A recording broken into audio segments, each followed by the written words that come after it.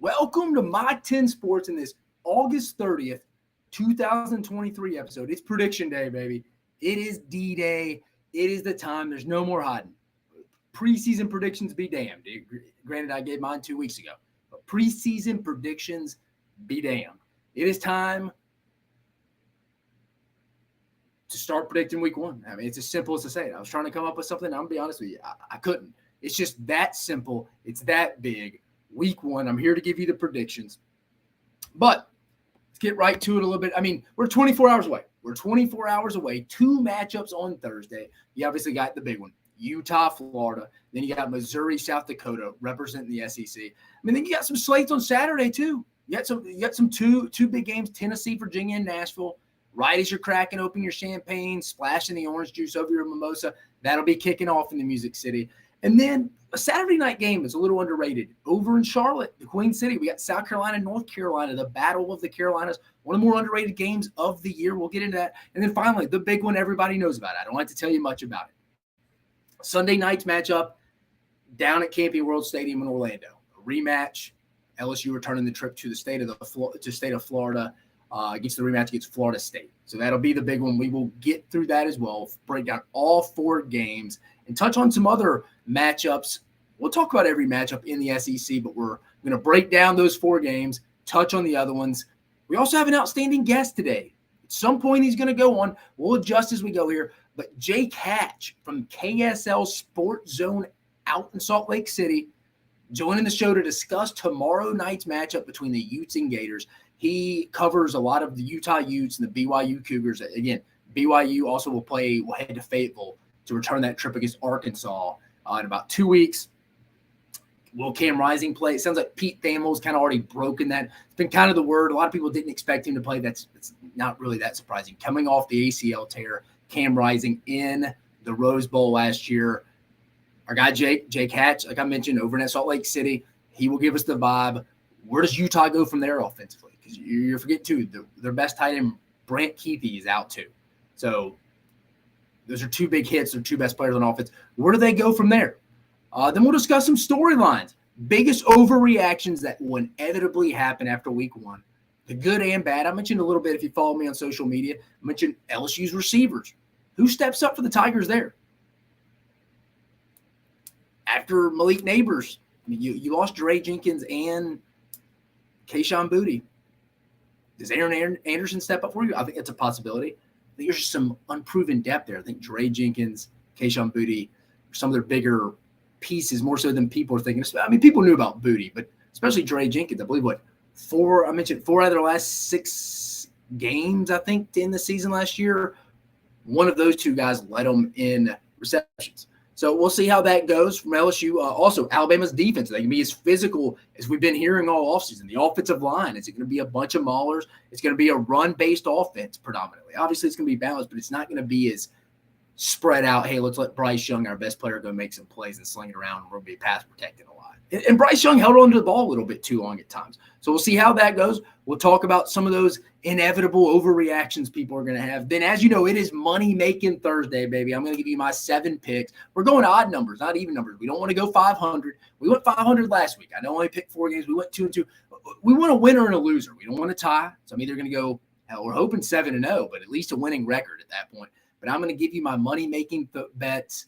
Money-making Thursday bets. I know it's Wednesday, but we had to push the show up for obvious reasons. I mean, we got college football tomorrow night. You don't want to be listening to – you would like to be listening to this, but when there's games on, we're not going to be just totally broadcasting here. So we pushed the show up today. More normal show during the season will stick on Thursday, 7 p.m. Central Standard Time Zone as well. And then Bruce Feldman from The Athletic came out with a list of top assistant coaches across the country. There were 4 SEC coaches – just off the top of my head that we're discussing that top 40 list. It was a top 40. Bruce Feldman came in. If you haven't checked it out, go check it out on The Athletic. Bruce does a fantastic job. But it's ranking the top 40 assistant coaches in college football, 4 being from the SEC. I worked with one of them, but we'll preview that as well. But first things first, let's get to around the SEC. First, let's send that email over to Jake, just so he has it for when he gets on.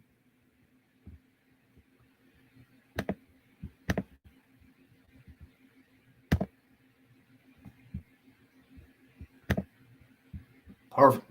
All right, around the SEC, Brian Kelly announced today tackle John Emery will not be available for Sunday's game versus Florida State. Also throw in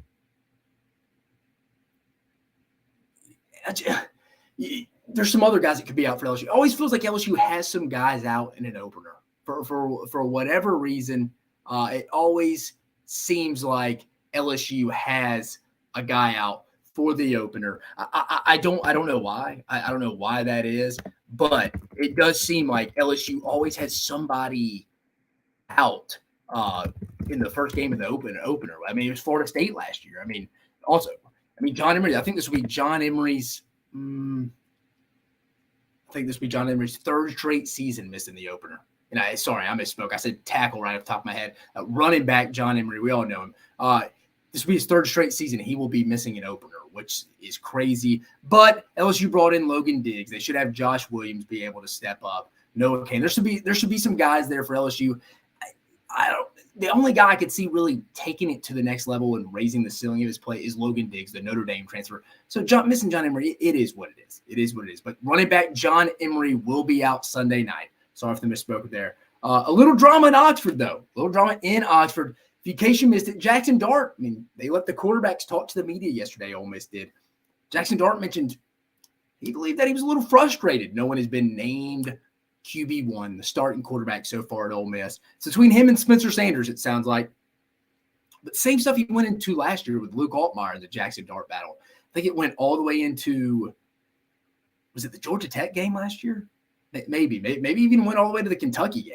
But it was one of those that he just lets guys play early and plays it out. But from what I'm hearing, some feel this is kind of Lane Kiffin avoiding a tough conversation. Some have said he's told Jackson Dart and his father that he is starting, but that hasn't been communicated to Spencer Sanders. So something's going on. This is the kind of stuff that could get your team in trouble before we even kick off, before we even open up game 1 of 12.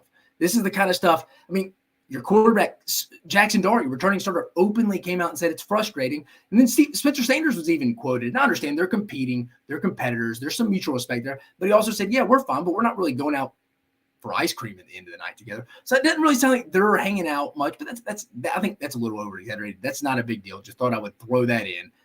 Kind of fits what we're talking about, the topic right now, just so you can hear it. Spencer Sanders talked as well. But interesting, you're putting your quarterbacks out there in front of the media when rumor is you've told one of them they're starting, but you hadn't had that conversation with the other. This is kind of stuff that boils over that the continuity, the trust. Does it make it through an entire season? Especially, like I said, with Ole Miss, your first 2 conference games at Alabama and LSU at home. You start 0-2. Mathematically, you're not out of it. Does any Ole Miss fan or anyone out there really feel real good about Ole Miss bouncing back and winning the SEC West? In the last year of the SEC West, by the way, and Ole Miss, one of the few teams that have never won it. But in the last year of the SEC West, starting 0-2, do you feel like they're going to run the table and finish 6-2? Not trying to be a glass half empty guy, but I don't really see that. Again, I think this has to be figured out heading into Tuscaloosa in week 4. I really think it needs to be figured out before you go to New Orleans. I feel confident in that one. And when I say New Orleans, when they play at Tulane next week, because like I said, you got that trap game between Georgia Tech. So this has to get figured out for Ole Miss. We'll see. Sounds like both of them are going to play against Mercer this week. But Florida, also Billy Napier came out, said their starting center. We got some injuries in this Florida-Utah game. We haven't even played a game yet. But Kingsley Iguakin, the center for Florida, will be out for tomorrow night's game. I mean, that's big. Missing your center, casual fan doesn't really think about that. But that's a guy that makes – if the quarterback's not making checks, he's pointing out different fronts, over-under fronts, pointing out the middle linebacker. They're pointing that stuff out. You need those guys. The center-quarterback exchange, that's big. Usually, most places I've been, the backup center usually has some struggle snapping the ball for whatever reason. For whatever reason, that's usually the case. Maybe the case for Florida. I have to go look at the depth chart to see who is backing up Kingsley. But he will be out at center. So Florida will be out their starting center tomorrow, heading into the Utah game. But that is around the SEC. That is around the SEC. And next, I just wanted to bring up Bruce Feldman had an article come out, college football's top assistants to watch, top 40 college football assistants to watch. If you have it, in case you missed it, it's on The Athletic, linked to The Athletic. But I'm going to go starting from, there's this no big countdown, so I'm going to start at the very top. Number one, just so you know, Garrett Riley is the number one OC at Clemson. Number two, though, there's 4 SEC coaches in this. I worked with one. But number two, Matt House, the defensive coordinator for LSU right now. Brian Kelly, man, he hits on his defensive coordinators, doesn't he? I don't think he's missed on one of those hires. I mean, Mike Elko was his defensive coordinator at LSU, left to go defensive coordinator at Notre Dame, left to go to Texas A&M, had successful defenses there. He's now the head coach at Duke, had a fantastic first year. I believe they won 7-8 games off the top of my head. Should be pretty good this year. Open up with a big one against Clemson on Monday night. But Mike Elko. Then after that, Mike Elko understudy. Clark Lee, when they went to the playoffs in 2020 before he took over at Vanderbilt. Clark Lee was the defensive coordinator. And then Marcus Freeman, who now is the head coach at Notre Dame. And then you throw in Matt House. That's 4-4 right there, Brian Kelly. I mean, that's what good CEOs do. I mean, from talking to people inside the building, he's a very organized, detailed guy. Relationship builder with his players. Underrated right there. Underrated right there. I mean, really, players don't really care what you know until they know how much you care kind of deal. He wants opinions.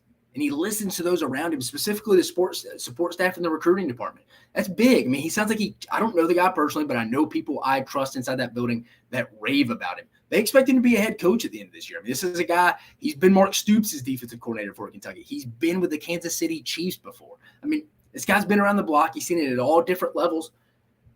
It wouldn't be shocking if LSU's pretty good on defense if they can get that secondary shored up. He's a head coach at some point here. Not this year, but next year. But it sounds like he checks all the boxes. And the people are like, oh, yeah, it sounds good. He comes in at number 2 on the list. I'm sure he is. But that's big, man. If you're an organized, detailed guy, a lot of those guys kind of sit to themselves and don't really talk to their players and kind of are just clinic coaches who can go draw everything up on the board and hope their players can retain it. Sounds like he's got a good relationship with his players. That's big. He likes outside opinions, doesn't feel like he's the smartest guy in the room, and he listens to those around him. It's only a matter of time if this guy gets a head coaching job. You're going to see him in action against a very good Florida State offense. I mean, I'll be interested to see what the game plan is from LSU after a whole offseason worth of game planning from Florida State. Coming in at number 11, Liam Cohen. We're all familiar around him. Is he coming in at number 11, the top 40 list for Bruce Feldman, article in The Athletic. I encourage you to go listen to it. Liam Cohen, offensive coordinator from Kentucky. He's back, baby. He went to L.A., went and hung out on the West Coast a little bit for a year. Mark Stoops brought him back. But it's a big year for himself and his overall brand, I guess you would say. I mean, everybody's calling that now. Players, I guess coaches. This would be big, too. I mean, in 2021, he took Kentucky from 12th in the SEC in yards per play the year before he got there to 5th. So in 2020, Kentucky was ranked 12th in the SEC in yards per play. 21, Mark Stoops hires Liam Cohen. They move up 7 spots to 5th overall in the league in yards per play. That's impressive. That's very impressive. Like I said, mentioned, he was with the Los Angeles Rams last year, Sean McVay, and then for whatever reason that kind of fizzled out. I don't know all the details of that. But he's got a lot of weapons at his disposal this year. We've talked about it. They can get the offensive line in place. The big blue wall can kind of get back to their nasty, physical, grinding ways. Kentucky's been pretty good because I feel like they have a quarterback in Devin Leary, the NC State transfer. I'm tired of saying the NC State transfer. After this week, we could say Kentucky quarterback Devin Leary. And then we got Ray Davis, who also is a transfer as well. We can stop saying he's the Vanderbilt transfer. And we saw he looked like he was a pretty big piece to Vanderbilt's run game last year. I mean, he rushed for 1,000 yards last year, and Vanderbilt looked like they couldn't block my street. And I got some old people on my street. So, or against Hawaii, they couldn't the other day. So it sounds like Ray Davis was kind of a big deal for them.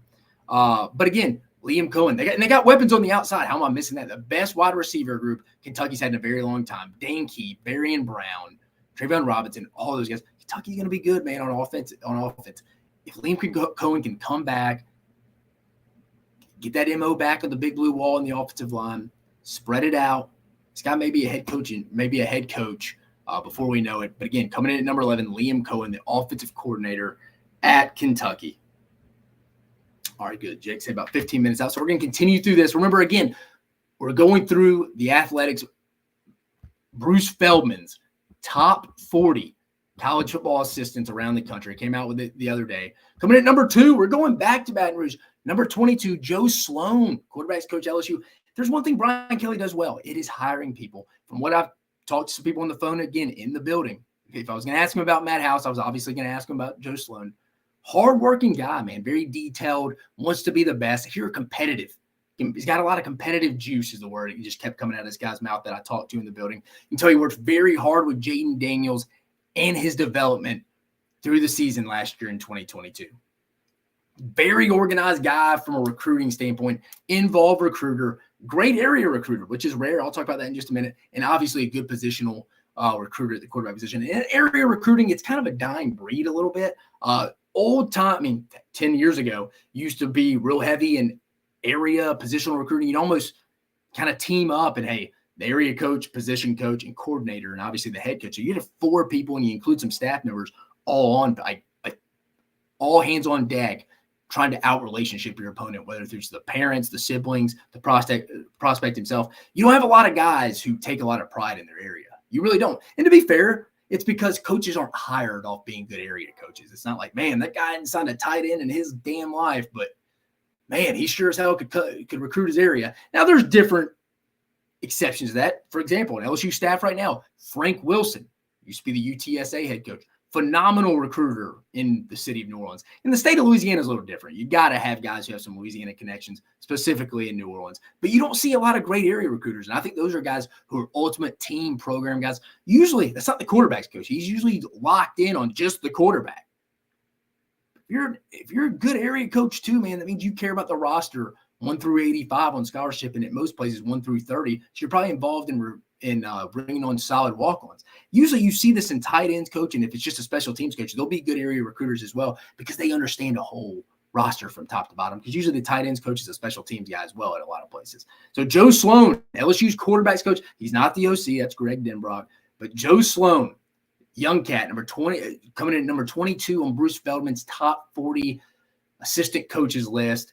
Joe Sloan, baby. And then number 25, the one I have worked with, new defensive coordinator at the University of Arkansas, Travis Williams. Some know him as T-Will. Worked with him twice at Auburn and UCF. He was the inside linebackers coach at Auburn.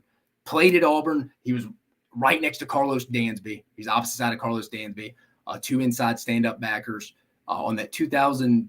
I think T-Will played from 01 to 04, something like that. But he was on that undefeated 2004 Auburn team with Jason Campbell, Ronnie Brown, Cadillac Williams. We know about that. But then he was a defensive coordinator at UCF. Hard-working, relentless guy that's a true player's coach. Guy that has a deep relationship with his guys and truly loves them. I mean, I'm talking about this. I'm talking about relationship guys. I'm talking about Matt House. I don't know Matt House, but I would be shocked if he's more of a player's coach than Travis Williams. And that's nothing against Matt House. It's just a compliment towards Travis Williams. But he's got focuses on his craft, and he's trying to be creative with just new wrinkles to implement in his game plan. I can't tell you how many times I went to the defensive staff room. He's watching other teams film, Georgia specifically, if I'm being honest, and just looking at some fire zone blitzes, different ways, different levels to blitz, cause havoc, and create pressure on the quarterback. He was always evolving, and he can get it done on the recruiting trail, man. If the logo's equal, I'll go with Travis Williams usually winning that bet at some point. Travis Williams it's not a matter of if, but when he gets his first head coaching opportunity. But he's inherited some good situations, to be fair. At UCF, the defense under Randy Shannon, Josh Heupel's last year before they went over to Tennessee. Randy Shannon didn't go over to Tennessee, but Josh Heupel and really his offensive staff and some of his support staff, they were awful on defense. I think they finished 119th, 120th on defense. That 21 season, T-Will's first year, Travis Williams' first year, they improved like 69th. I mean, you could only go up. I mean, you could only get better. Similar situation in Arkansas. I mean, Arkansas secondary can't be any worse, can it? If it is, that's trouble. Again, the guys my neighbors could start. I mean, that's crazy. If my neighbors can get in the backfield, create havoc against Vanderbilt, and also start in Arkansas secondary. It shouldn't be happening. Some of the stuff that happened in Arkansas secondary last year. So I think Arkansas's defense can only be better. Sounds like Deke Adams, second-year defensive line coach at Arkansas, has a solid unit on the defensive line. So back to the Arkansas defense as a whole, they should be pretty good, at least improved. But Travis Williams, young cat, a lot of energy, recruits well. His players love playing for him. Coming in at number 25 on Bruce Feldman's top 40 assistant coaches in college football list. So it's running back through that. Again, I encourage you. I can go post it after this episode on my Twitter account, Facebook, Instagram, on The Athletic, top 40 college football assistants to watch. Coming at number 2, these are just SEC coaches. This is a top 40 throughout the entire country, but I just broke it down to the SEC coaches. There's 4. Number 2, Matt House, defensive coordinator at LSU. Hey, he'll be able to show out this week against Florida State on Sunday. Number 11, Liam Cohen, offensive coordinator at Kentucky. If Kentucky's going to have a big year, then get the offensive line right. A lot of this is going to be because of Liam Cohen. Heads up. Number 22, under the radar guy. Doesn't get talked about a lot. Joe Sloan, quarterback's coach with the LSU Tigers. And then coming at number 25th, a guy I personally worked with twice, Travis Williams, defensive coordinator, first year at the University of Arkansas. Arkansas's got to get better on defense. So T-Will has a task in his hand, but I guarantee they will be improved at the very least. At the very least.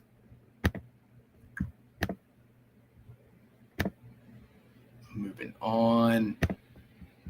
All right, perfect. So we're waiting on Jake. He will be here in just a minute. But let's just skip ahead before we get into this Florida preview. I'm going to get into a couple of these previews as much. You know what? We're going to skip ahead real fast to the week 1 overreactions. I got 4 of them. I'm going to skip to that one just immediately right now. So week 1 overreactions, inevitably, this is going to happen. It happens every year. Everybody was all high on Florida, myself included, last year after they beat Utah in that first game. Came back the next week and lost to Kentucky at home. It happens every year. We could go down a list. But week 1 overreactions, here's the first one. Speaking of the Gators. Quote, Florida proved everyone wrong and is better than anyone expected. Let's calm that roll down. Even if Florida goes and beats Utah, I think there's a lot of pressure on Billy Napier to go win this game. This game isn't the whole season, but if you're a Florida fan, that's going to be a tough pill to swallow. On Thursday night in front of a lot of people, you sit there Friday, Saturday, Sunday, Monday, see other teams win. If you go and lose to Utah with a third-string quarterback, Bryson Barnes, the quarterback, it's going to be playing for Utah tomorrow. He's not bad. I mean, he played some against Penn State in the Rose Bowl, but Florida should win this game. People are going to go, what are you talking about? They're favored against them. This line keeps dropping. I got it at 6.5. It's now 4.5. It keeps dropping. Florida should win this game. I know their center's out, but Florida should win this game. I'm going to hold serve on my opinion on Florida until after September 30th. Let's get through the first month of the season because that last game of the month of September, it's at Kentucky. So let's hold it there. Let's judge that. You have a Tennessee game to judge at home. Let's see where they're at after about 5 games. Let's see where Florida is after about 5 games. I think this is a game with the third-string quarterback at Utah. No disrespect to Utah. And again, Utah's best offensive weapon on the outside. Not only Cam Rising out, but Brent Keithy's out too. I think he's key. That's not talked about enough. But I think let's slow that down if that's the case. Even if Florida wins, I think the more pressure's building that's just one man's opinion. I hadn't heard that out there, but just my opinion. It's like, man, third-string quarterback, I don't really care where this game's at. Florida, you should go win this game. You should go win this game. Next, quote, Tennessee's a national title contender. Again, pump the brakes on that. Virginia's bad. Virginia's terrible. No offense to Tony Elliott, former OC at Clemson. This will be his 2nd season at Virginia. They were porous last year. We'll talk about it when we break down that game. Remember, they had 2 games cut short due to the tragic shooting on campus. But let's pump the brakes on Tennessee there. I think Tennessee's going to start off hot. I've said it. I predicted it. 6-0 heading into Bryant-Denny Stadium, trying to get a streak going on Alabama. I think that's what's going to be that's setting the scene there. Week 6, 3rd Saturday in October. But I expect Tennessee to go blow Virginia out. This is one of my we'll get to money making Thursday in a minute, but this will be one of them. I am very confident Tennessee wins this game, and they should win it handily. They should come after. Virginia lost a lot. They lost a lot. Just because Tennessee wins this game does not mean they are a national title contender. Let's hold that pump. Tennessee should look good. 32 seniors against the Virginia defense that lost their best 3 defenders in Nashville, Tennessee. It's going to be essentially a home game for Tennessee. Tennessee should win this game handily. We're not going to be calling for playoff or college football predictions just after week 1 for the Vols yet. Next one, another overreaction I expect to see after week 1. Quote, the Arkansas defense is ready to go win 9 games. Hold that down.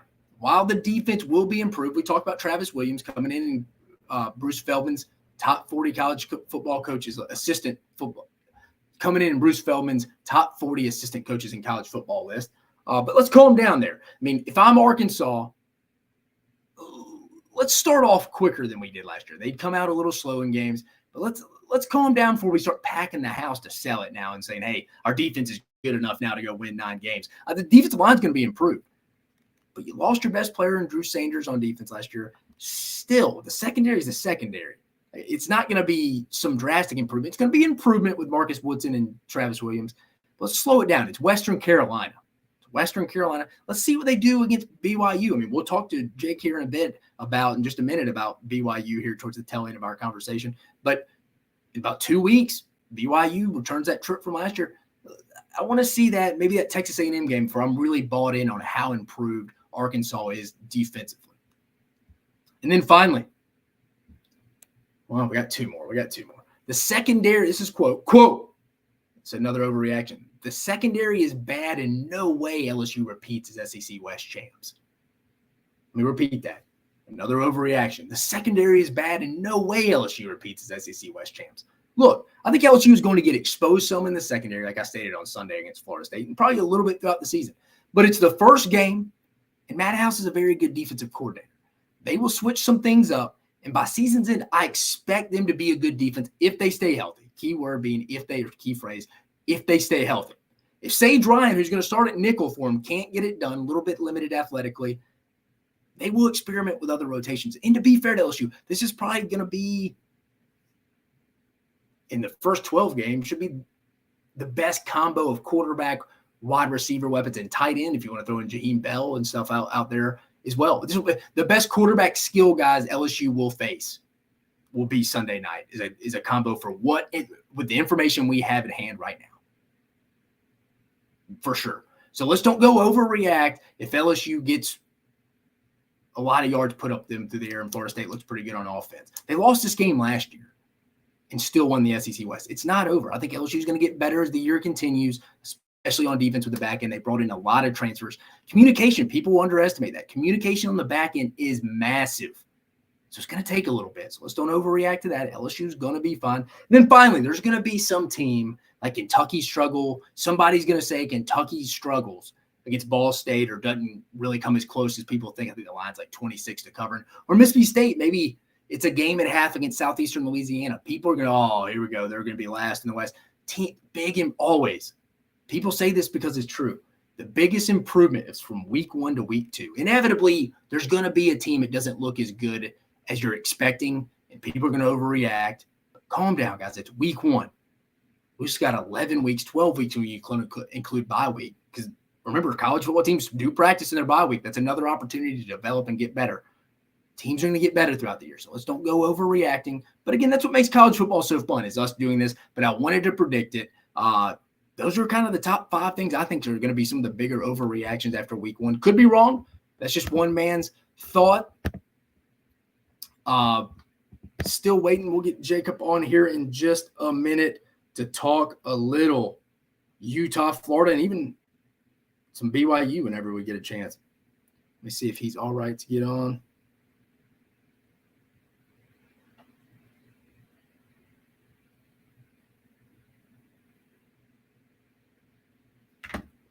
Perfect. I want to save some of the predictions heading in to kind of the back end of the show after we get Jacob off the show. But while we're waiting on Jacob, just going through the lineup this week in the SEC. Remember, tomorrow night we got Florida at Utah, 7 p.m. Central Standard Time Zone on ESPN. We also tomorrow night, this keeps getting forgotten about. We'll talk about this just a minute. South Dakota at Missouri. It's a 7 p.m. Central Standard Time Zone kickoff on the SEC Network. And then moving to Saturday, September 2nd. Like I said, the Mimosa game. It's going to be a little wild down in Music City. 11 a.m. Central Standard Time Zone kickoff. Virginia at Tennessee. Not at Tennessee. Tennessee in Nashville at Nissan Stadium on ABC. Then 11 a.m. Central Standard Time Zone kickoff. Ball State at Kentucky on the SEC Network. Then remember, the Arkansas Western Carolina game got pushed up to noon from 3 o'clock. That's on the SEC Network Plus, ESPN Plus. Ole Miss Mercer in Oxford, 1 p.m. Central Standard Time Zone kickoff. Again, SEC Network, ESPN Plus. The Minutemen of UMass head in 1-0, undefeated. Don Brown and the boys. Remember Don Brown, old DC at Michigan. Now he's the head coach at UMass. head to Jordan-Hare to play Auburn. That game is on ESPN at 2:30 p.m. Central Standard Time Zone. 3 p.m. Central Standard Time Zone. We just talked about it a little bit. Southeastern Louisiana, who should be solid this year, heads to Starkville to face Zach Arnett and Mississippi State in his first game, SEC Network game. 5 p.m. Central Standard Time Zone. UT Martin, led by Ty Simpson's dad, at Georgia, SEC Network plus ESPN plus, the back-to-back defending national champs, showing what they got heading into 2023. 6 p.m. Central Standard Time Zone, kickoff New Mexico at Texas A&M on ESPN. Then we got Alabama A&M at Vanderbilt at 6 p.m. Central Standard Time Zone on SEC Network plus ESPN plus. 6:30 p.m. Central Standard Time Zone. Middle Tennessee State heads to Alabama. I think this is one of the more interesting opening games against not a big-time opponent that Alabama fans have been looking forward to in years. That game's on SEC Network. Another 6:30 p.m. Central Standard Time Zone kickoff, one of the best games of the day, in my opinion. We talked about it. We'll break it down. North Carolina against South Carolina in Charlotte on ABC. And then finally, Sunday night matchup. We talked about it some, 6:30 p.m. Central Standard Time Zone. The rematch in Orlando, LSU, Florida State at Camping World Stadium on ABC. Just rolling through. Still waiting on Jacob to get in. I think he actually just left. Maybe Kyle Whittingham or the BYU final press conference of the week. So that's why he's getting on here a little late. But let's go ahead before we break this up and let's talk about. Let's just go right in. Let's just go right in and talk a little Tennessee. Let's hold up. Let's wait.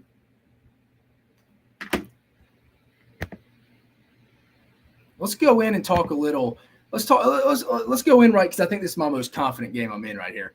Let's go quickly through the Tennessee at Virginia game, Nashville, Tennessee, 11 a.m. Central Standard Time Zone on Saturday. It's brunch. Like I keep saying, get the mimosas out on ABC. Tennessee. All right, pause it. We got Jake logging on now, so we're going to pause this preview. We're going to get right to the Florida-Utah one. Let me let him in. He says he's getting on right now, so stick with us. Yeah.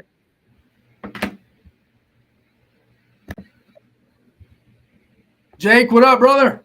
Not too much. How are you, Dave? Good, man. How's everything out there in the old salty Lake City? Well, it's been great, but we just had a bunch of wildfire smoke roll in from the Pacific Northwest, so it's pretty dirty out there in terms of the air. But otherwise, we're good. Shoot, woo, man. Have you been to the South before? And that's a random question. Me and you haven't formally met either, but have you been to the South before? I have. I've been Texas, I've been Florida, I've been to Georgia, been a few. So you went to you were in Gainesville last year. I didn't go to Gainesville last year, sadly. That's the only trip I have not made. But I've been to Tennessee when BYU played out there a few years back. So I've been a few places. So tell us, I haven't been out there. My wife has one of her best friends that lives out there, actually, in Salt Lake City. Well, what is going to be, in your opinion, is the weather going to affect a lot? Because I hear it gets the hottest out there like an hour before the sun goes down. What's your kind of thoughts from a Florida perspective heading in that for some Florida kids who probably haven't played in those type of weather conditions before? So, yeah, we're in a desert out here, high desert here in Utah. So, yeah, you're right. Usually by late afternoon, right before the sun goes down, is typically when it's at its warm. It's kind of a lot like Las Vegas, where it's very warm in the afternoons. The thing about this is there's supposed to be what they're calling a cold front that's supposed to roll through beginning tonight into tomorrow. Actually, it's going to cool things off just a touch. So, Florida may be getting a little bit of a break in terms of the overall temperature. The other thing Florida will have to adjust to is the fact that it's super dry out here. As relative to the South, there's no humidity relative out here in Utah. So it's going to be interesting in that regard, just with that dry air and obviously the elevation factor, nearly 4,700 feet up. Awesome. Well, heading into that, what is the vibe in Salt Lake City right now as the Gators roll into town? I know they stayed in Dallas yesterday. They're obviously in town now. What's kind of the environment right now? Everybody kind of fired up for the return trip. Do you feel any like a revenge factor from a Ute side of things? What's kind of the vibe over there? Yeah, they do have a revenge factor at play, obviously, because they lost that game down in Gainesville last year. So they do want to get some revenge on the Gators. I can tell you this much: Utah fans are excited. Typically, their Thursday night openers like this, just in the last 10 or 12 years, have been a lot of FCS games. So having a a program the caliber of Florida coming to Salt Lake City. They're very excited for this. It's going to be an absolutely raucous environment, 50,000 plus there at Rice Eccles Stadium. So fully expecting an absolute madhouse when the two teams take the field tomorrow night. Leads me into my next. So I saw Pete Thamel came out even before we got on the show. Sounds like Cam Rising isn't going to go. Is that kind of the vibe you're getting, the vibes you have gotten? I know Kyle Whittingham's pretty close to the best, but is that kind of the feel you have going into tomorrow? Respect Bryson Barnes? Yeah, that's the thing. It's been touch and go the whole way. The most revealing thing Kyle Whittingham said all offseason with regards to Cam Rising was we're going day by day here, but then at Pac-12 Media Day, it's going to come down to the wire. And then since Pac-12 Media Day, all of the stuff I have heard with regards to Cam Rising was that he's up against it here. It's going to be really tough to get him back out there in time. And then for a guy like Pete Thamel, who of course has got his tentacles everywhere, it feels like with regards to his intel, for him to come out and say that on ESPN, it confirms a lot of the fears, obviously, that it looks like Cam Rising will not be available for this game. The hope is that Utah can overcome that with some of the other quarterbacks, namely Bryson Barnes, as you mentioned, Nate Johnson coming in a little bit of a wildcat type format. But they're expecting that it's going to be probably a little more ugly than usual without Cam Rising under center, but Utah's feeling fairly confident, all things considered. So let's go with Pete here. Let's say Rising is out. Let's just go with that. Mm-hmm. Brent Keithy, also a guy, I feel like it's not getting talked about. Yeah, from kind of people who maybe follow my show, the SEC show, just aren't really familiar with him. But heck, this is a guy that had 105 yards and a touchdown in the game in Gainesville last year. Mm-hmm. Who are some of the guys to keep on offensively with probably arguably your two best offensive players out? Yeah, that's the thing about this. Brant Keithy, it's been very clear that he wasn't going to play in this game for quite a while now. So obviously that takes a big dent to your passing game. Utah added two receivers from the Power 5 ranks, so they're excited about. One is Micah Pittman, formerly of Florida State. The other being Emery Simmons from Indiana. They're excited for both of those guys to team up with guys like Devon Vele, as well as a freshman and Mikey Matthews. They're hoping, it's kind of the eternal quest for Kyle Whittingham's offense, is to find wide receivers that can go out and really take over a game. The tight ends have filled that role very nicely the past 3 or 4 years, obviously with Dalton Kincaid and Brant Keithy. And there will also be some tight ends on the field, namely Thomas Yasmin. He's an former Australian rugby and Australian rules football player who's made the transition to American football. They really like his skill set. He maybe is not necessarily as dynamic as a Keithy or a Kincaid, but he's very, very capable in terms of just his ability to impact the game. So they're hoping the wide receivers, without Brant Keithy on the field, the wide receiving core has absolutely got to step up in this game and help a guy like Bryson Barnes out by making sure that they catch everything thrown their way. Here with us right now, Jake Hatch from 97.5, the KSL Sports Zone in Salt Lake City, Utah, helping us get ready for tomorrow night's matchup between the Florida Gators and the Utah Utes. Just reading it a little bit in the offseason here, Jake. Kyle Whittingham seems to like this group. Tell me I'm paraphrasing here, not using the exact quote, but he said something, maybe this may be a top 2 or 3 best team he's had. Why do you think he feels that confident in this group? He likes the overall depth he's got in this program right now. We're talking the vast majority of their defense from last year is back, and it was a very good defense a year ago. And just with another year of off-season work, weight room work, all that type of stuff, they're expecting this defense to be among the best Kyle Whittingham has ever fielded. And this is a guy who's put together some pretty epic defenses during his run at Utah. So they expect this defense to step up. The other thing is, as I mentioned, the fact that they have 4 wide receivers that I personally can name that I think have a potential to impact a game is a big testament to their job, the good job they've done in recruiting. It feels like the wide receiving core in particular. The offensive line, there were some question marks about how it was going to be with regards to who they would roll out there offensive line wise, but they believe they have 8 or 9 guys they can call upon on that offensive front. So just the overall depth of this Utah program, it's been a years-long effort to build up this quality depth, and obviously it's yielded the past 2 years back-to-back Pac-12 championships. But Kyle Whittingham doesn't say that very often, that this might be his best team, but I really think he has the overall depth inside the program at every position group that makes him think, hey, we can make another run at this. 2 more questions, Jake, before we get you out of here. And again, appreciate you joining us. Obviously, with Utah's probably arguably their 2 best players on offense out, what, in your opinion, is the key to victory for the Utes tomorrow? number one thing for me is just take care of the football. I know that's really simple to say, but there's a reason why Bryson Barnes will start if Cam Rising ultimately is not available. It's because he is turnover averse. He just does not turn over the football. And Kyle Whittingham's method to his madness for so many years was take care of the football, run it effectively, and shut down opposing run games. That's kind of been the three pillars of his success as a head coach at Utah. So if they don't turn over the ball over, give Florida extra possessions, take care of home field advantage, because it's going to be an absolutely insane crowd out there. I know that Utah fans are going to show up in droves. I'm sure there'll be a healthy contingent of Florida fans as well. But this is an opportunity. If Utah just takes care of the football and is smart with their possessions and they get field goals and touchdowns as often as possible, they should roll out a game one with a win. And flipping to BYU here, because they had to Fayetteville to face the Razorbacks, face the Arkansas Razorbacks, return that trip from last year in Provo. That'll be in 2 weeks. Just for the Arkansas listeners out here, just paraphrase, what's your thoughts on the Cougs heading into this season? The biggest thing for BYU is they transformed their roster via the transfer portal. They have 58 newcomers amongst their 123-man roster this season, and a lot of them are transfer portal guys. They brought in Keaton Slovis from Pitt, formerly of USC, as their starting quarterback. The coaches absolutely love this kid. They think he's going to revert back to more of what he was at USC. And BYU's history, when they've had their most success, is when they've had a high-level quarterback. Now, they've had two high-level quarterbacks the past 3 years in both Zach Wilson and Jaron Hall, who are both now in the NFL. So they know good quarterback play when they see it, speaking of BYU, and they expect that Keaton Slovis can keep that rolling.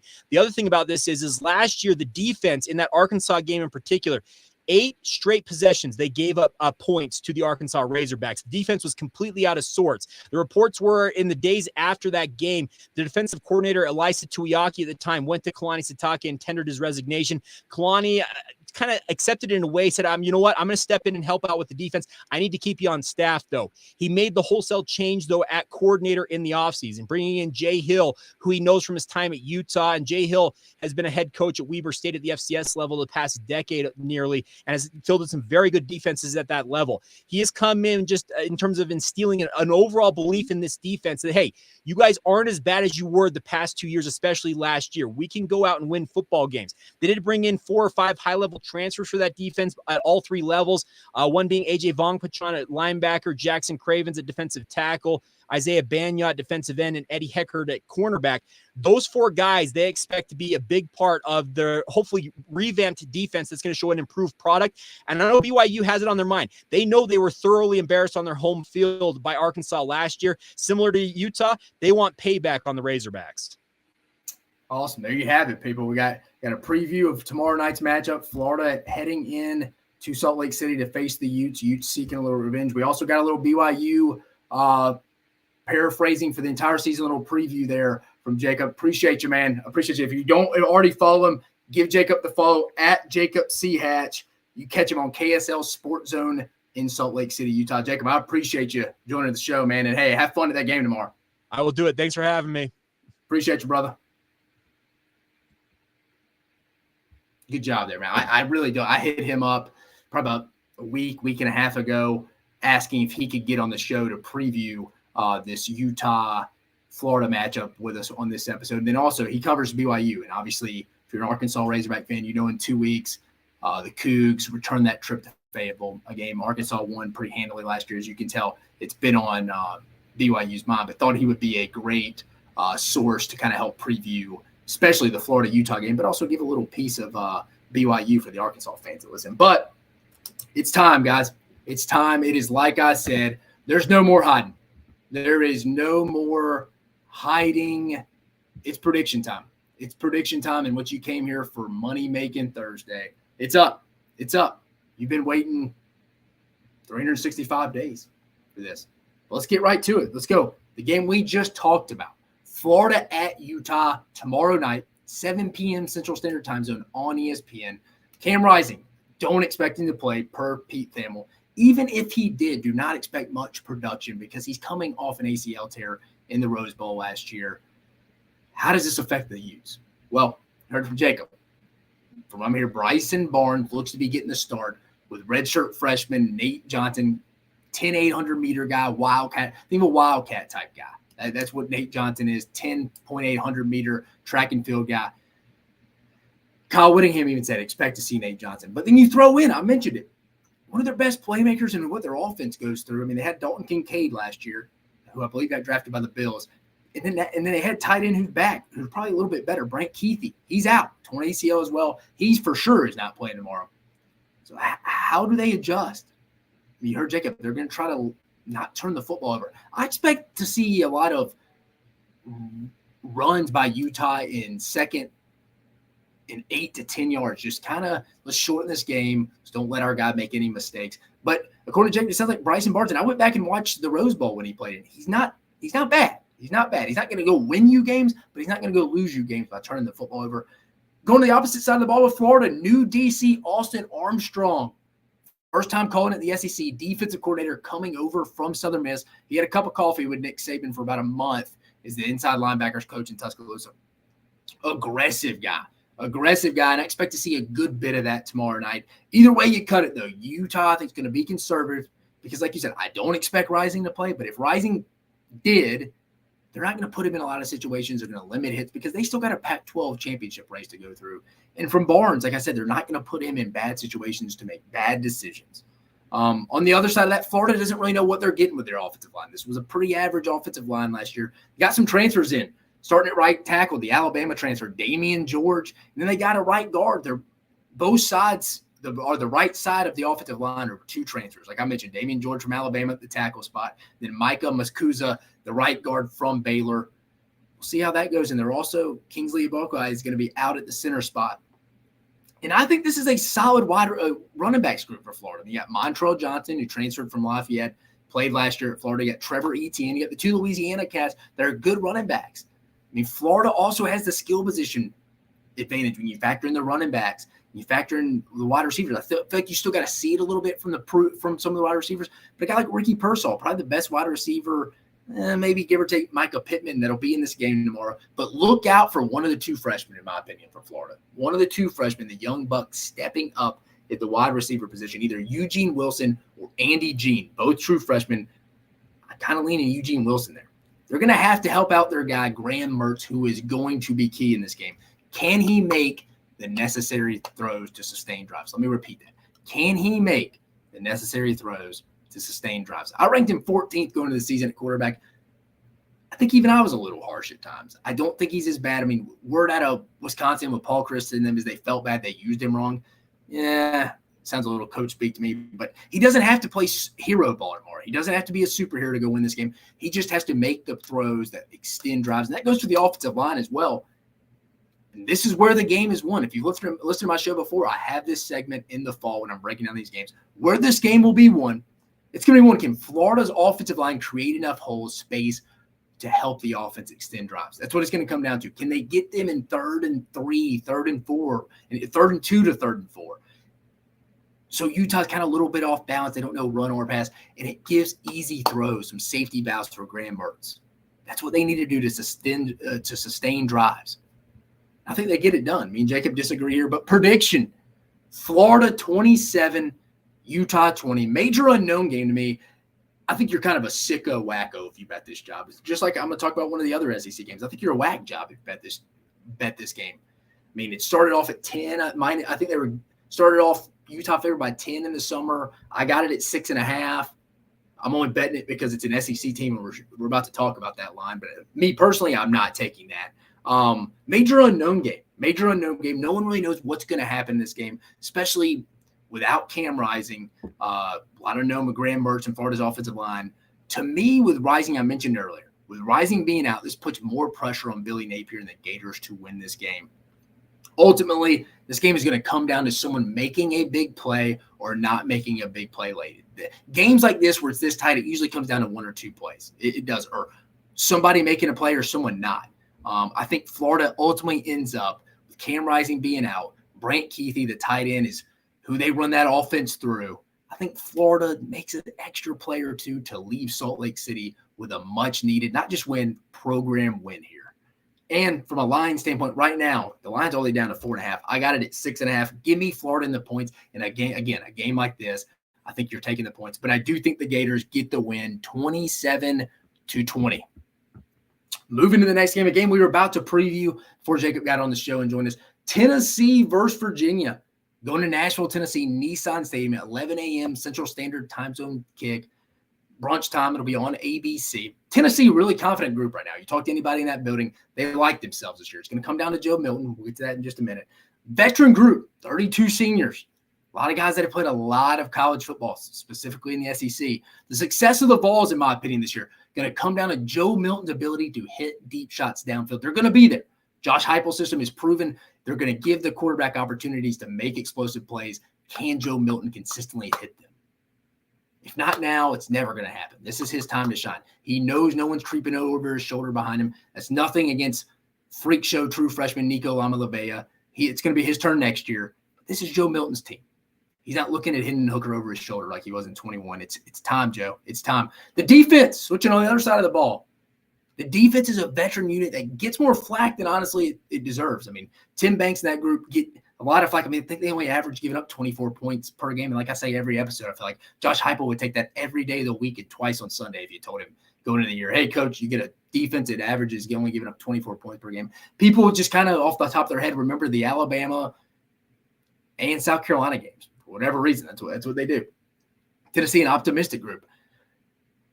Flipping the page, going to Virginia, though. Tony Elliott, I mentioned it earlier. You remember the old OC, offensive coordinator at Clemson for a long time. He's heading into his second year at Virginia in Charlottesville. It's going to be a tough rebuild. I mean, they finished 3-7 in 2022 with their last two games, again, mentioning getting canceled after the tragic shooting on campus. Elliott, offensive guys I just mentioned, but the offense was brutal last year. Listen to this stat. They went 7 straight weeks scoring under 21 points. The average FBS offense last year averaged 28 points.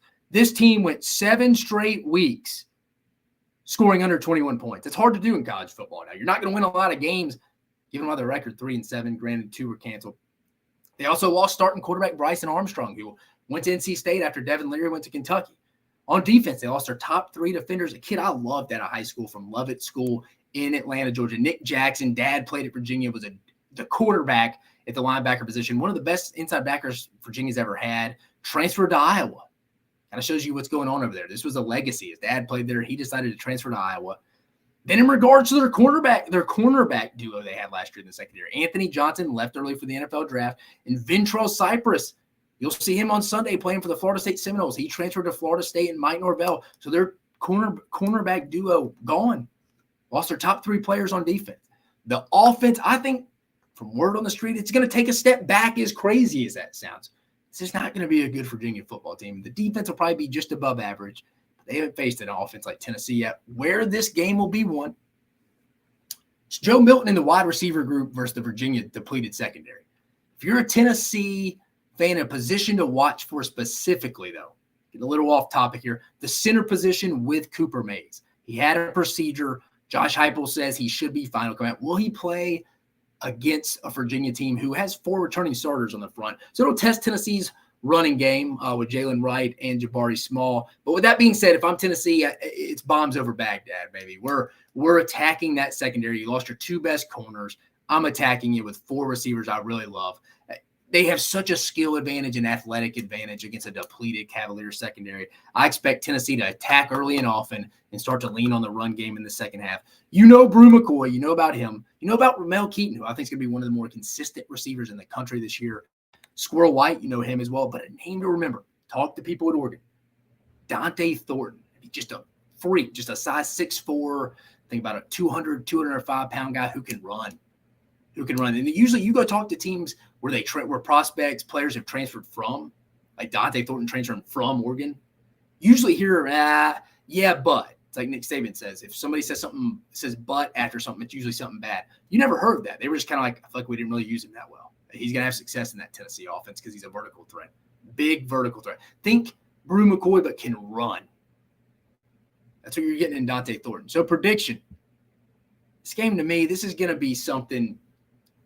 I'm going to go 42-3, 49-3, officially on record. Let's just go 42-3. This game isn't going to be close, in my opinion. Horrific matchup, and Virginia is just going to be outclassed athletically, especially in the secondary. This isn't a shot at Tony Elliott or anything, but the recruiting, even going back to Bronco Mendenhall, just has been slacking a lot in Charlottesville ever since they went to the Orange Bowl in 2020. It's gone down every year.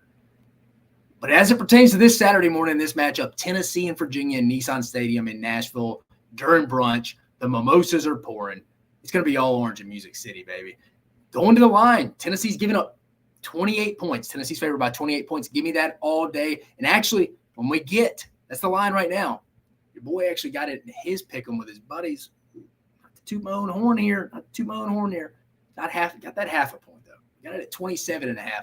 Tennessee's going to cover this easily. And if you're a big first half guy, take Tennessee minus 16.5. Guaranteed money. Again, my gift to you, me putting money in your kid's college fund. You're welcome. Moving to probably one of the more underrated games of the weekend. I know somebody's going to be underrated. It's the primetime Saturday night game. But it hadn't been getting a lot of juice till this week. South Carolina versus North Carolina in Charlotte, North Carolina.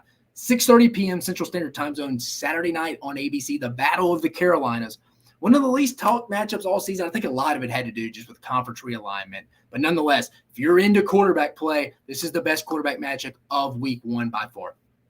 Could have 2 early round draft picks at quarterback. Spencer Rattler has a good season, but for sure with Drake May. It's going to be Caleb Williams from USC at 1 in the draft next year in the 24 draft class for quarterbacks. It's going to be Caleb Williams and Drake May, most likely.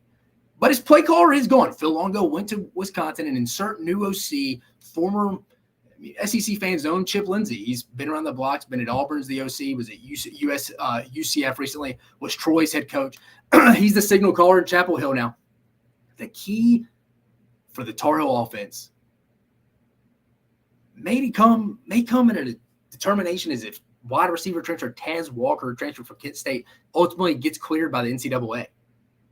I don't see a lot of weapons on the outside right now. That's crazy. It's crazy to say with Drake May because they put up a lot of numbers, but I think that's going to be key. It could be a deciding factor in the game. If Tez Walker cannot go, which it looks like he probably won't be able to go, which is unfortunate. It's another conversation for another day of how big of a clown show the NCAA is. But without Tez Walker, I don't see a lot of weapons on the outside to help Drake May. I think Brad White, the South Carolina defensive coordinator, will have a good game plan. He's had all offseason, and South Carolina should create some negative plays of their own.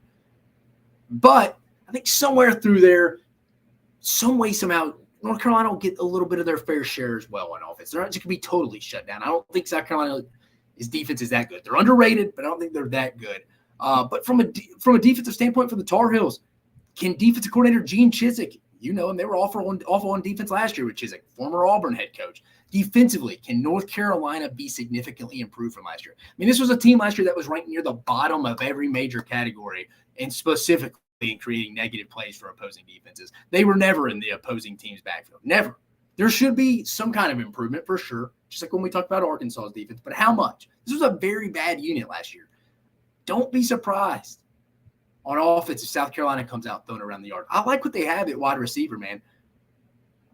Antoine Juice Wells, Xavier Leggett, Amarian Brown.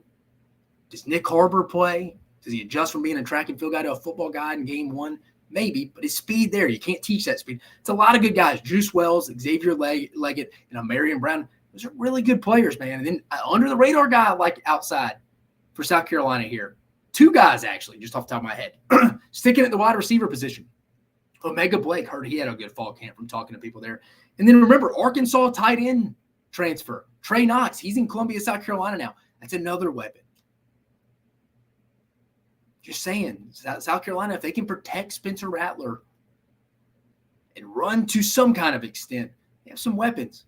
Play action could be dangerous for the Gamecocks. Where this game will be won, this is always key.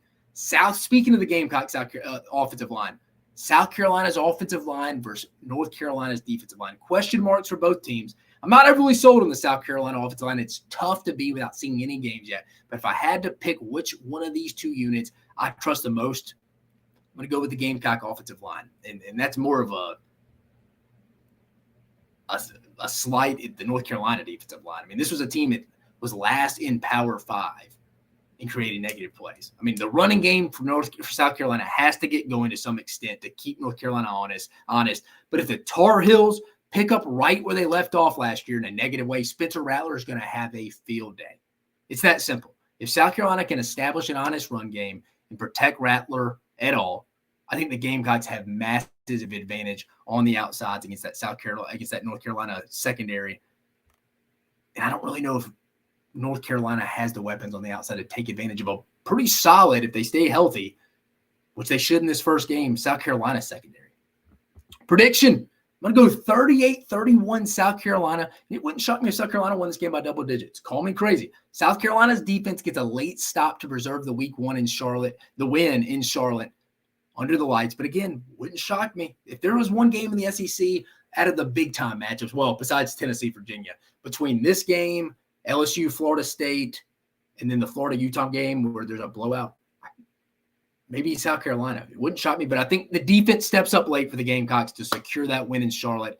I think we're going to be a bit surprised by the South Carolina defensive line. I mean, I think this will be a group discussed after week one, maybe in the overreaction, but keep an eye out on guys like Jordan Strawn, and on the inside, Tonka Hemingway. They're going to be key. This is going to be a fun one on Saturday night, and if you love evaluating quarterbacks and seeing potentially 2 first-round NFL quarterbacks, most likely 1, but for sure, Spencer Rattler will go with probably the second, third round at the latest. But for sure, the second quarterback, probably in all of college football, Drake May. This will be a fun one to watch. The line right now is North Carolina favored by 2.5. I'm taking the Gamecocks. Give me the 2.5 points. Again, I like South Carolina in this one. I'm predicting a late game, a late stop by the defense to win this one. But this is what I'm telling you, would not shock me. This is the one I'm going on the limb. Would not shock me if it's a double-digit win for the Gamecocks.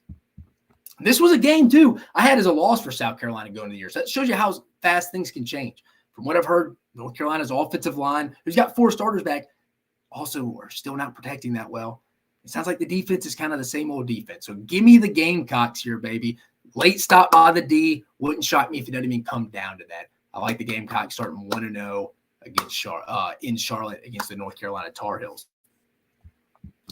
And then finally, the big one on Sunday night, LSU versus Florida State. The return trip for LSU from Florida State going to New Orleans last year. That was the one where it came down to a blocked extra point. I mean, Florida State kind of dominated the whole game. LSU came back late, tried to tie it, block extra point. But again, this game will kick off at 6:30 p.m. Central Standard Time Zone, Sunday night on ABC. Is this one going to be a shootout? That's what people are talking about. That has been the word. I think there's some truth to that, to be fair. I mean, you like both quarterbacks, Jaden Daniels, Jordan Travis. You like the wide receivers out there, especially for Florida State. I think after Malik Neighbors, LSU has some proving to do. I mean, Aaron Anderson, the Alabama transfer, sounds like LSU's getting a little creative to get the ball in his hand.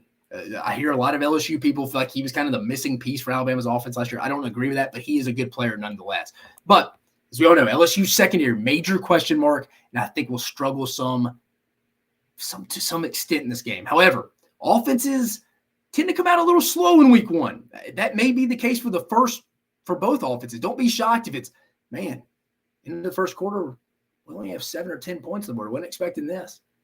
I actually think LSU maybe a little bit more prone to come out and start a little slower, just because I think there was some trust there with Jeray Jenkins, Kayshon Boutte for Jaden Daniels. I think there was a trust factor between Jaden Daniels and those two guys, and they're gone. They're gone. You saw it last year. He went to them late a lot. I think they led him in receptions, both those guys. I think Boutte had 3, and I think one had 3 games in the last 4 where he led LSU in receptions, and Jeray Jenkins had the other. It'll be issue. I mean, we see it all the time. At the beginning of the season, offenses start a little slower. Then even after big breaks going into bowl games, offenses start a little slower. It's getting that cohesiveness, being on the same page. So that's always something to be on the lookout for in week one. But again, like I said, I may get blasted, but I like LSU's wide receiver room, but I don't love it. There's still got to be some guys that step up and prove that. Key phrase just being right now. This game, you could go all over the place. Where this game can be won, I've gone back and forth. And here it is officially. LSU's ability to get pressure on Jordan Travis. I talked about it on social media the other night. This includes Mekhi Wingo in the interior. I mean, Mason Smith, remember, he's out.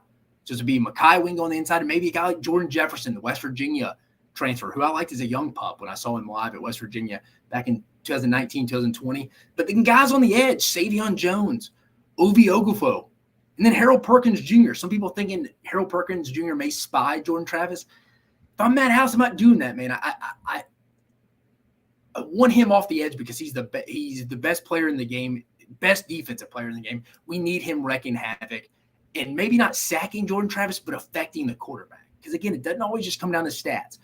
It comes down to affecting the quarterback, and there's no stats to really represent that, but that's what Harold Perkins does. Go back and watch the Arkansas game. I know Arkansas didn't play with KJ Jefferson. You're playing with Malik Hornsby, but he single-handedly won that game. You need Harold Perkins pinning his ears back, coming up with different disguise packages, him blitzing the AB gap. You need him in the backfield. And throw in a guy maybe even like Braden Swinson. But these 5 guys will be key to winning this game. It's all going to come down to LSU's ability to get pressure or Jordan Travis, because as we all know, a secondary's best friend, especially a secondary with a lot of transfers, haven't played a lot. Communication's probably not all going to be there. Nothing is more friendly to a secondary like that than a pass rush. Being on Jordan Travis's feet, if you can get it from the interior, being on his arm, on his tail, on his hip, coming off the edge, that's going to be key. That's where the game will be won. But the prediction, I don't think LSU is going to get there enough in the backfield. I got Florida State 31-27. I think it's going to come down to the wire. Should be a classic. At the end of the day, I just think Florida State just makes one more play than LSU does down the stretch. You heard me say that in some other games. Really, the South Carolina, North Carolina game, Florida, Utah game. In week 1 games, it usually comes down to this. I mean, look at the LSU-Florida State game last year. 2 muff punts for LSU. LSU was horrendous on special teams last year in the Superdome in this game. 2 muff punts. Get an extra point blocked. It comes down to that when there's not much talent separation in this. This is either a big throw, big catch, busted run, big penalty. And from the other side of it, maybe a fumble on the ground that a guy decides to maybe he wants to pick up and run with when he could just fall on it and wrap up the game. But instead he tries to scoop and score and he misses it and the team gets it back. And we're thinking about, man, if you just fall on that football, the game's over. Who knows? LSU, Florida State gets it back and goes and scores at the end. It comes down to 1 or 2 plays like that. And I think that's what it's going to be. Maybe even something like a dropped interception. But I think Florida State wins this one 31-27. The line right now is LSU's favored by 2.5. Give me Florida State plus 2.5. And again, a game this close, give me the points. I'm taking Florida State plus 2.5, and I think they get the straight-up win 31-27. So those are the previews for the Big 4 matchups in the SEC. Let's take a look at some other ones. We discussed Florida and Utah. That game right now, the line is at 4.5. We discussed that one. Missouri, South Dakota, that's also tomorrow. No line because South Dakota is an FCS school. Missouri should win this game. Expect to see Brady Cook, Sam Horn, and Jake Garcia, at least 2 out of the 3. This isn't South Dakota State, so this should be a game Missouri does handle. But key quarterback situation, just like it is for the whole season. We talked Tennessee, Virginia. That line is at 28 right now. Ball State, Kentucky. Line 26.5 right now. This could be a game I could see people overreacting because Kentucky not covering it. It'll be interesting here. I want Kentucky to come start off fast. I'd like to see this game be over at half. We talked Western Kentucky, Arkansas. No line on that one out in Vegas right now, FCS. I want to see Arkansas come out and start fast. They started off really slow in a lot of games last year. Let's kind of turn that over. Let's flip that, do a 180. Let's start fast, Arkansas. Let's be playing, especially on defense. Let's be playing with our hair on fire. Let's get out and start early. You move the game up. Come on. Mercer at Ole Miss, no line as well. Mercer's 1-0, beat North Alabama last week. Mercer's offense should give new DC Pete Golden and the Ole Miss defense some different looks. It sounds like Lane Kiffin's going to be playing 2 quarterbacks with Jackson Dart and Spencer Sanders. Story for another day. Be an interesting game. UMass Auburn. UMass, Don Brown and the boys rolling in 1-0. Auburn currently favored at home at Jordan-Hare Stadium by 35. I think it's a lot of points, honestly. For Auburn, want to see how much push the offensive line gets with a lot of transfers. Guys like Dylan Wade, Avery Jones, guys like that. And the defensive line, front 7, really. I mean, this was a team that got 170 yards or more rushed on them 6 times last year. It's embarrassing. Is the run defense improved under new DC Ron Roberts? That'll be something I'll be looking at. Again, I mentioned it earlier, another game people could overreact because Southeastern Louisiana is not bad. They head to Starkville. Zach Garnett's first game at Mississippi State. No line, FCS. This game may be over at half, but don't be shocked. This game's going into the third quarter. Again, new offensive system, Kevin Barbay. I want to see kind of the outside weapons, how they're used, the new route concepts, passing concepts used with Will Rogers, and throw in the tight ends. Again, Rylan Goody coming over from Georgia, Jaquavius Spivey coming over from TCU. How are they factored in that one as well? UT Martin, Georgia. Again, Ty Simpson, Alabama's probably backup quarterback, is the head coach of UT Martin. They head to Athens against 2-time defending national champs. Really kind of want to see what the relationship, I mentioned it last week, or this last episode on Monday, just kind of the relationship with Carson Beck, Mike Bobo. Mike Bobo taking over for Todd Monken, who headed to Baltimore to be with the Ravens. Just kind of want to see what Carson Beck looks like. I expect big things. You're not going to get a bunch from Georgia off this game. Heading to College Station, New Mexico, Texas A&M. A&M favored by 38. Way too big of a line week one. But New Mexico's terrible. They didn't even win a conference game last year. I think they went 2-10. A&M should win this one. Should look pretty good doing it. Alabama, A&M, Vandy. No line again, but Vanderbilt. If there's any issue with them getting push against Alabama, A&M's defensive line, my most confident win total over under 3.5 for Vanderbilt, it may be out the door at that point. If the first two games, even if Vanderbilt's 2-0 and they're getting no push against Hawaii or Alabama A&M or my neighbor across the street, I don't know. That's something I'll be keeping an eye on. No line in that one, but that'll be played in Nashville. Vanderbilt trying to get to 2-0 after their win against Hawaii last week. One of the more interesting games for Alabama in a while that's not against a big name opponent. Middle Tennessee State, a team that won 8 games last year. Rick Stockstill and his Blue Raiders. They whipped up on Miami last year. They're giving the Blue Raiders 39.5. Alabama's favored by 39.5 heading into this. How many quarterbacks do we see? Is it Jalen Milroe? Some rumors out there it's just going to be his game. We'll see. I expect to see 2 quarterbacks in this one. But Middle Tennessee State's offense, it's going to give Alabama some looks. I talked about it yesterday on social media. They're going to show different concepts. They're going to go tempo on Alabama's defense. You'll be able to tell how much improved Alabama is defensively, just from a discipline standpoint. Are the penalties limited? Do you see physicality? You'll be able to tell if there's some improvement.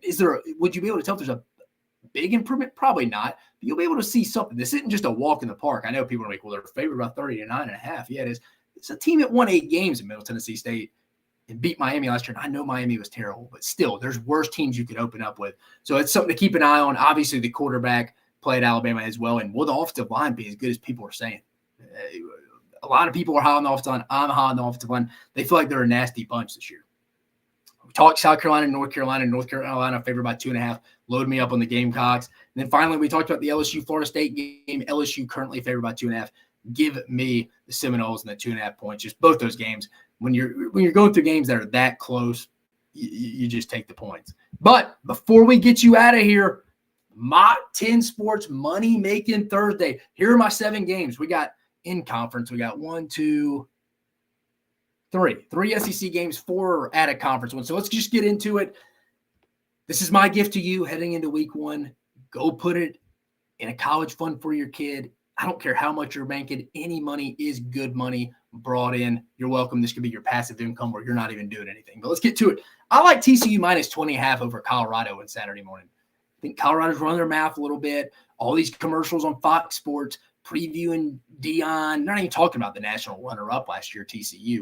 But at home, feel decently confident in this. I like TCU minus 20.5 over Colorado. Next, I mentioned it. I got it in a pick'em. Tennessee minus 27.5 over Virginia. That extra half point's big for me. 4 touchdowns. This may be it at halftime. I also like the 16.5 in the first half if you're a big first half guy. I know Tyler Siskey, my guy out there, he's not a first half guy. He's a full game guy. I like first halves every now and then. If you don't burn me last week, the USC and San Jose State, load up on the Vols. This is the most confident game I am all weekend. Minus 27.5. Easy money. Indiana. This is my first team I'm taking the points, and I'll be honest with you, 4 out of the 7 games I'm taking the points. Give me at Indiana, Big Ten conference game against Ohio State. Ohio State announced Kyle McCord will be the starting quarterback. Give me the plus 28.5 over 4 scores at home against Indiana. I could see Ohio State starting off a little slow. That's just a pure field guess game. Nothing tells me that.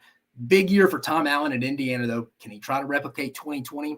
Who knows? But I like them getting over 4 touchdowns at home in an opener with a new quarterback at Ohio State. I mentioned I like South Carolina plus 2.5 over North Carolina. I could see this game being a double-digit win for South Carolina. I just think Spencer Rattler and his wide receivers have a big day. We discussed this one already. Another one, Illinois minus 9.5 against Toledo. Luke Altmaier, for you Ole Miss fans out there, he got named the starting quarterback for Brett Bielema. The backup quarterback for Ole Miss, Luke Altmaier, is now the starter for the Illini. The Illini could be they could sneak in and win that division to get into the Big Ten title game. It wouldn't shock me. It really wouldn't. Them or Wisconsin. But I love the Illini here, minus 9.5 against Toledo.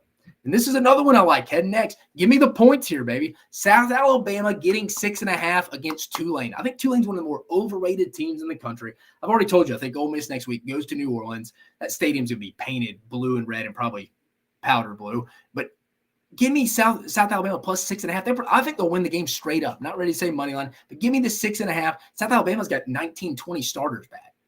Tulane has Michael Pratt in a Cotton Bowl victory over USC in a meaningless bowl game. I like South Alabama here, man. Give me the Jags here, plus 6.5. And then finally, I talked about it earlier in the preview. I like Florida State plus 2.5 over LSU here for the reasons I mentioned previously. And that's your first week 1 Mock 10 Sports Money Making Thursday. We got to go better than we did last week. We went 2-2. We were 500. We're going 7-0 this week, baby. Again, I like TCU minus 20.5 over Colorado. Tennessee minus 27.5 over Virginia. Indiana plus 28.5 over Ohio State. South Carolina plus 2.5 over North Carolina. Illinois minus 9.5 over Toledo. South Alabama plus 6.5 over Tulane. And Florida State getting the 2.5 over LSU. We're going 7-0. You're welcome. But that's it for today's episode, man. We got college football tomorrow, SEC football tomorrow. We talked about it. Florida, Utah, South Dakota, Missouri. We talked about a lot on this episode, guys. We talked about a lot. We went around the SEC. We talked about Bruce Feldman's top 40 college football assistants to watch. There were 4 SEC coaches on it. We discussed it. We got Jake Hatch from KSL Sports Zone in Salt Lake City to come on the show to preview the Utah-Florida matchup. Also talked a little BYU for you Arkansas fans out there. They'll be traveling to Fayetteville for that return trip in 2 weeks for the Razorbacks. We previewed the Big 4 games, Florida at Utah. We previewed Tennessee, Virginia, Nashville on Saturday morning. We talked the Battle of the Carolinas, South Carolina versus North Carolina, and we previewed the LSU-Florida State game, which should be classic on Sunday. Then we went through the rest of the SEC, some things I'm looking forward to in that standpoint, the rest of the slate. And then finally, we just mentioned it. Well, we got one more thing. We also did the week 1 overreactions. Then finally, my gift to you, we did the Making Money Thursday 7 bets. We're going 7-0 this week. But guys, in all seriousness, it's here. We've all been waiting for it. The grueling summer months of June, July, and most of August. It's time. It's here. We're kicking off tomorrow. Fired up for the Florida-Utah matchup for sure. And I'm fired up to see Missouri's quarterback situation because, like I've stated, they're going to be pretty good if they can get that figured out. But, again, I appreciate joining us on this episode of Mock 10 Sports. You have a fantastic weekend.